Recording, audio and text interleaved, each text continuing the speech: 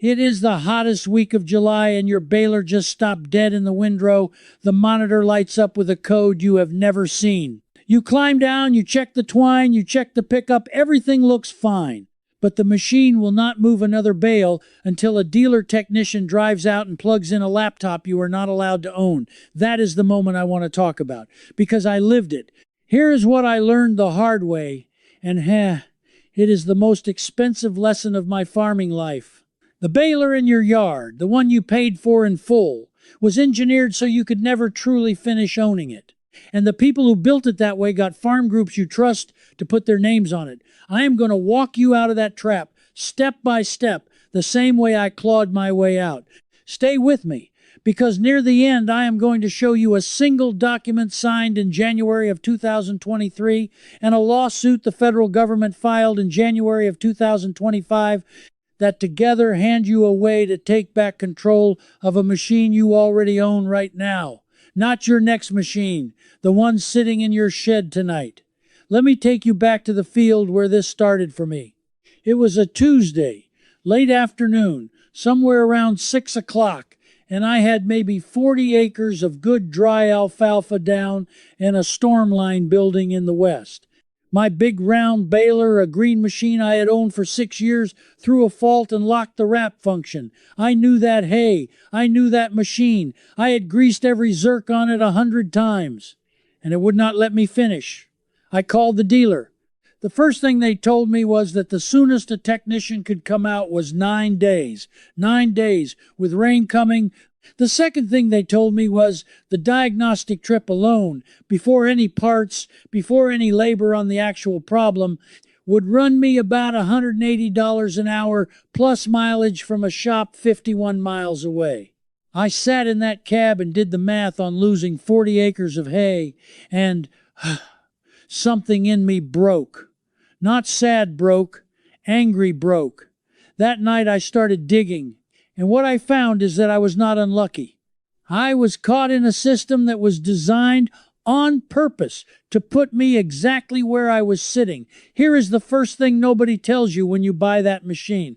The fault that shut me down was not mechanical. The wrap arm was fine. It was a software lock, a line of code that decides whether the iron you own is allowed to work, and the key to that lock lives on a tool called Service Advisor.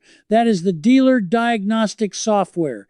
For years you could not buy it, you could not license it, and the cheap third-party version that floated around was useless on the newest controllers.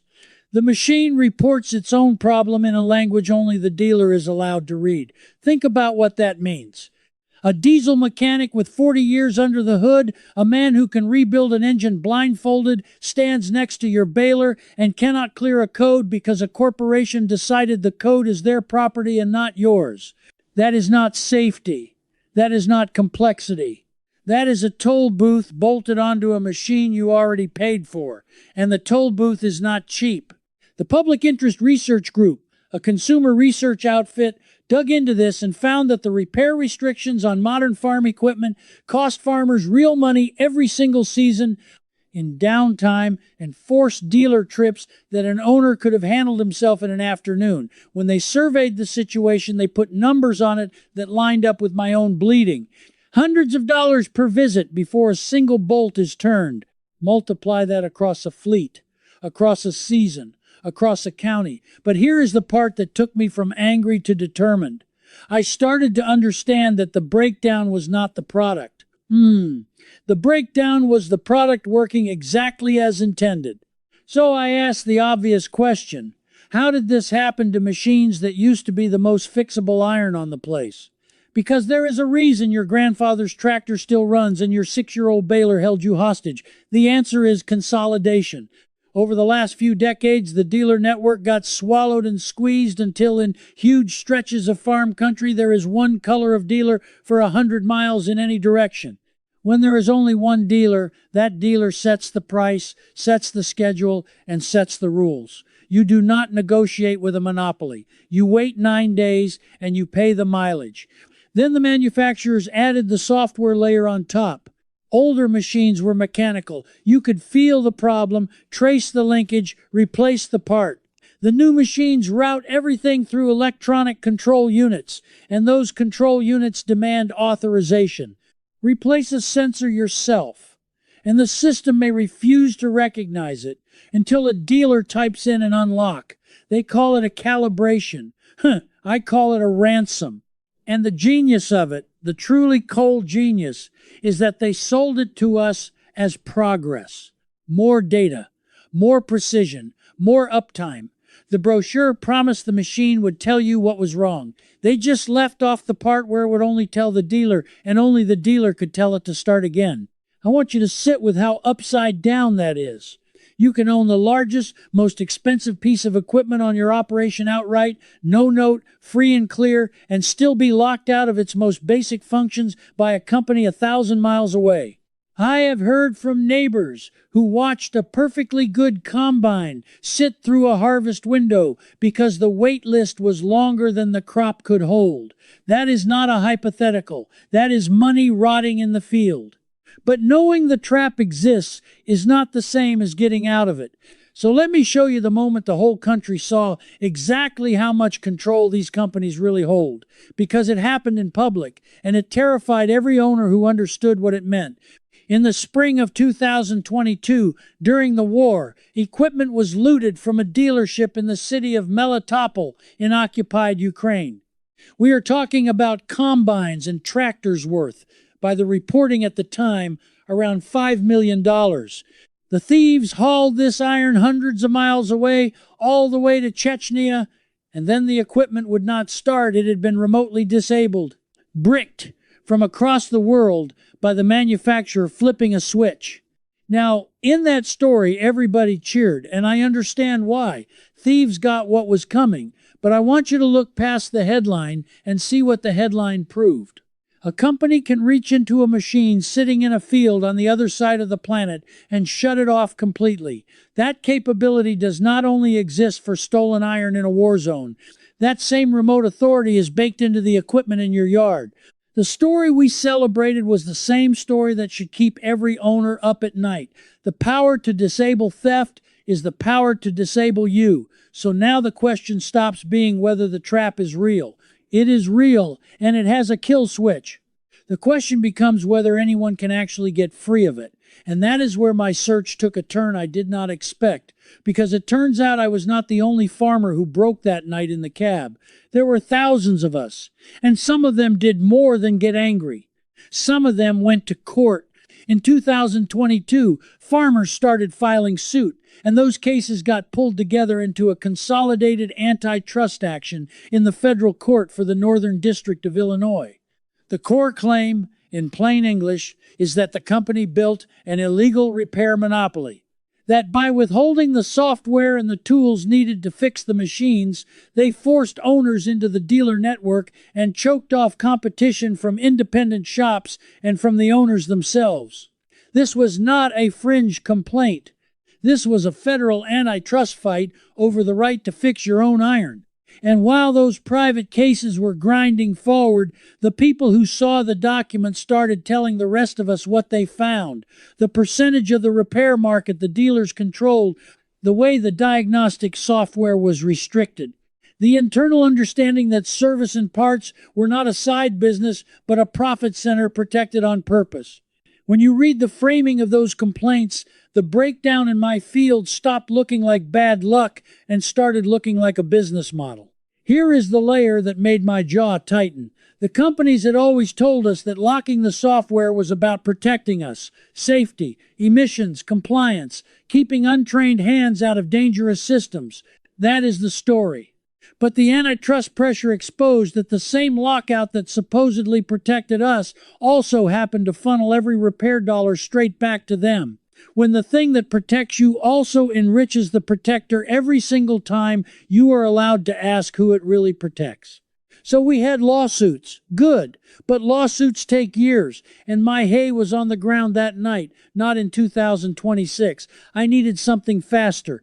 And that is exactly the moment I need to turn directly to you. If you are sitting there right now thinking this whole video is for the guy shopping for a new machine and not for you, because you are already locked in, already own the green iron, already feel stuck, If you want to go deeper on exactly how this system was built and how to dismantle it piece by piece, I have put everything into a book called Fixed or Owned.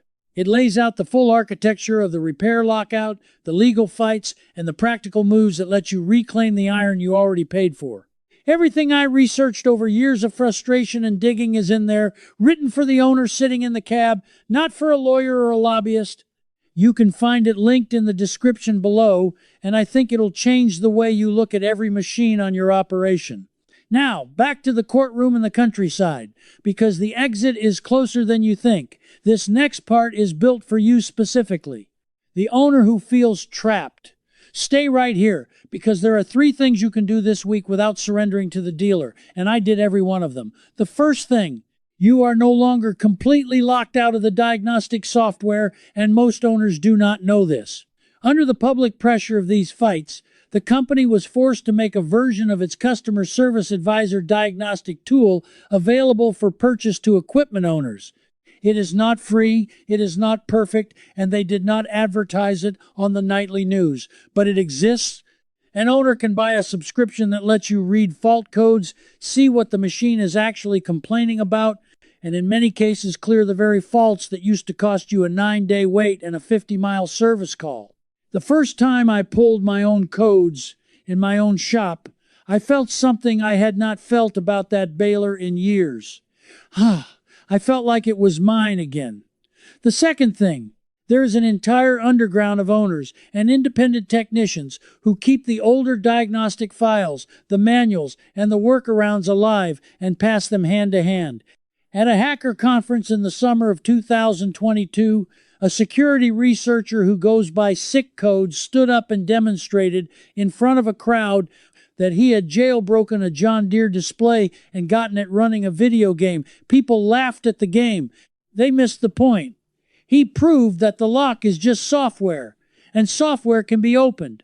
That demonstration lit a fire under the right to repair movement because it showed the iron is not magically sealed.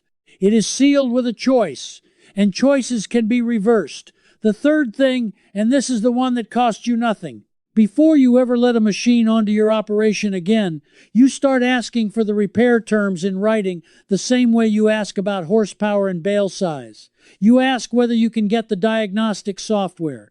You ask whether parts require dealer authorization to install. You make repairability a number on the spec sheet because the moment buyers start walking over it, the manufacturers start losing the lock. I have watched neighbors do exactly this and watched a salesman squirm. And that squirm is the sound of leverage moving back to your side of the fence, so you are not helpless. Even today, with the machine you already own, you have moves. But I promised you a way out of the labyrinth, the real exit. And to get there, I have to show you the dirtiest part of this whole story. The part that made me realize the people I trusted to fight for me had quietly signed me away. In January of 2023, on the 8th day of the month, the company and the American Farm Bureau Federation signed a memorandum of understanding on the right to repair. It was announced with a lot of fanfare. The headline said farmers had won. The company promised to make manuals, parts, and diagnostic tools available to owners and independent shops. On the surface, it looked like the breakthrough we had all been begging for, but I read it, and then I read what the repair advocates said about it. And my stomach dropped, because that memorandum was not a law. It was a voluntary agreement, a handshake, and tucked inside it was a quiet promise from the farm group that it would not push for and would actively discourage any actual right to repair legislation at the state or federal level. Read that again. In exchange for a voluntary commitment the company could interpret however it wanted, one of the biggest farm organizations in the country agreed to stand down on the laws that would have made repair access mandatory and enforceable. That is the moment the villain stepped fully into the light for me. It was no longer just a corporation defending its profits. It was a corporation smart enough to get the very groups that claimed to represent us to put their signatures on a document that traded our enforceable rights for a promise with no teeth. They did not just write the terms. They got the people we trust to bless them. And a lot of farmers cheered because the press release told them to. I am not telling you the Farm Bureau is your enemy. I am telling you that when the fox and the hen house sign a memorandum, you read every line before you celebrate. And when I finished reading, I understood that the way out was never going to be handed to me by a handshake in a boardroom. It was going to come from somewhere the company could not control. It was going to come from the law and from the market. So let me show you the two forces that finally cracked this thing open, because this is the exit, and you can walk through it this week. Start with the law, because in 2023, the wall finally broke in a place the company could not buy off. Colorado. In April of 2023, the governor of Colorado signed the Consumer Right to Repair Agricultural Equipment Act. It was the first law of its kind in the entire nation aimed squarely at farm equipment. It took effect on the first day of January in 2024. And unlike a memorandum of understanding, a law is not a handshake. It is enforceable. It requires manufacturers to provide the parts, the tools, the software, and the documentation that owners and independent repair shops need to fix the equipment. Now here is why that matters to you, even if you do not farm a single acre in Colorado. Once one state forces a company to build a process for handing owners the diagnostic tools and manuals, that process exists. The infrastructure is built. The software portal is live. The company does not maintain one set of repair access for Colorado and pretend the rest of us live on the moon. The crack in one state widens the door for everyone, and other states lined up right behind it. Once the dam has a hole, you stop arguing about whether water comes through. And then came the hammer I told you to wait for. In January of 2025, the Federal Trade Commission, joined by state attorneys general, filed a lawsuit against Deere and Company. This was no longer a private group of farmers. This was the federal government accusing the company of running an unlawful repair monopoly, of driving up costs for farmers, and of withholding the software tools that would let owners and independent shops do the work. The complaint laid out how the dealer network and the restricted diagnostic software combined to keep repair dollars locked inside one channel. The federal government put on the record what I figured out alone in a tractor cab at 6 o'clock with a storm coming. So here is the secret finale, the thing I promised you, and it is real and it is simple, and you can act on it this week. Put these pieces together. There is now a federal lawsuit on the public record describing exactly how the lockout works. There is a state law in Colorado that already forced the company to create a legal pathway to hand owners the tools, software, and manuals. And there is an owner version of the diagnostic software you can buy today. What that combination means is this. When you call your dealer now, you are not a lone farmer begging for a favor. You are an owner standing on a federal complaint and a state statute. When you request the diagnostic subscription, the manuals, and the parts documentation for the machine you own, and you reference that you know the company has been ordered and pressured to provide them, the conversation changes. I have made that call. The man on the other end of the line knows the ground has shifted under him. The fine print that used to bury your rights is now being read out loud in a federal courtroom, and that means you get to read it out loud in your own shop. Here is the move. Concrete and this week. Go and look up whether the owner diagnostic tool is available for your specific model and buy the subscription if it is. Print the manual you are entitled to. And the next time that baler throws a lock in the windrow, you pull the code yourself, and 9 times out of 10 you clear it yourself, and the storm rolls through with your hay already wrapped and dry under the shed. That is the exit. It was buried in fine print and traded away in a handshake, but a single state and the federal government dragged it back into the daylight, and now it belongs to you. And if you decide you are done playing this game entirely, you have more company than you think. Because while the lawyers fought, the market voted. Out in the countryside, something quiet and beautiful was happening to old iron. Used tractors from the late 1970s and the early 1980s, the last generation built before the software locks started selling at a premium. Farm auctioneers and farm reporters noticed it. Machines 40 years old were drawing strong money, sometimes outpacing what you would expect, because a whole generation of owners decided they would rather run iron they can actually fix than newer iron that can shut them down. That premium on old tractors is the most honest poll ever taken in American agriculture. It is farmers voting with their checkbooks for independence over dependence. Every dollar of that premium is a farmer saying, I would rather own less and control all of it than own more and control none of it. And it sent a message the manufacturers could not spin in a press release. You see it in the new machine market too. More owners are looking hard at the brands and the configurations that leave the wrenching in the owner's hands, walking the lots, asking the repair questions first and the horsepower questions second. The companies that build a fixable machine, that hand you the diagnostic access without a fight, are winning customers who got burned once and swore never again. The lock was supposed to keep us captive. Instead, it is teaching a whole generation to walk. So let me bring you all the way out of the labyrinth and stand you in the open air. The trap was real. A breakdown in your field is not always a breakdown of the machine. It can be a lock, placed there on purpose, holding hostage iron you paid for in full. Someone profited from your trust, and when the heat came, they got the groups you rely on to sign their names to a document that traded your enforceable rights for a promise. That is how deep it went. But the way out is just as real. A security researcher proved the lock is only software. Thousands of farmers turned their broken trust into a federal antitrust fight. One state passed the first farm equipment right to repair law in the country and forced the company to build the very pathway they swore they never would. The federal government put the whole scheme on the public record in January of 2025.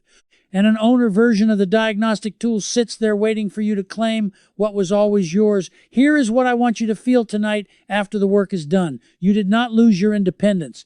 It was quietly taken from you, one software update at a time, and you have every right to take it back. You are the kind of owner who refuses to rent a machine he already bought. That is not stubbornness.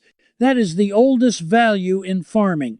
You keep what is yours, and you fix what is yours, and you pass it down, still running to the ones who come after you. Now I need to hear from you, because this fight is won farm by farm and voice by voice. Tell me about your worst dealer invoice, the one that made you sit down. What was the machine, what was the code, and what did they charge you before they turned a single bolt? Put it in the comments right now in plain numbers, because every farmer who reads your story learns he is not alone and not crazy. And tell me where you are watching from, what county, what country, what color of iron sits in your shed tonight. If you are done being locked out of what you own, then you belong with the rest of us who are taking our iron back. Subscribe and stand with this movement, because next I am going to show you the exact list of questions to ask before you sign a single line on your next machine. The questions that make a salesman go quiet, the ones that move the leverage back to your side of the fence for good. The lock was never as strong as they wanted you to believe, and now you know how to break it. I lived that exact repair fight, and right here is where I take you deeper. Inside the circle, I show you every law and document I found. You can ask me your own question in there, and a real person, me, answers you myself. You're not doing this alone. Just point your phone's camera at the code on the screen, and you can cancel any time with one click.